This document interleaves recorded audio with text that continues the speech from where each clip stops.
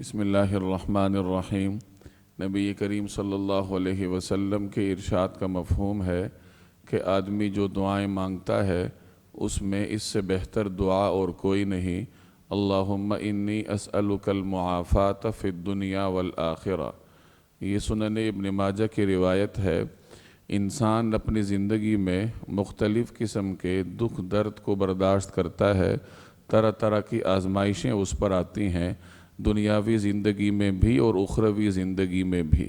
عافیت کا مطلب یہ ہوتا ہے کہ انسانی زندگی معمول کے مطابق ہو، امن اور سلامتی کے ساتھ انسانی زندگی گزرے۔ اسی لیے اپنی زندگی میں عافیت طلب کرنا یہ انسان کی دعاؤں میں سب سے بڑی دعا ہے۔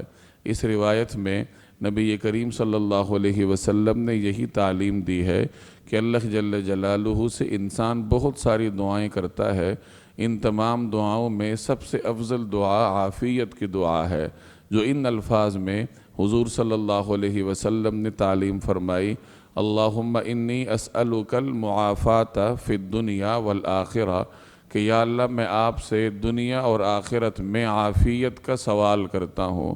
گویا اس مختصر سے جملے میں انسان نے اللہ تعالیٰ سے سب کچھ مانگ لیا۔ جس شخص کو دنیا اور آخرت کی عافیت مل گئی تو گویا اسے سب سے بڑی نعمت مل گئی۔ چنانچہ ایک روایت میں یقین کے بعد عافیت کو سب سے بڑی نعمت قرار دیا گیا ہے۔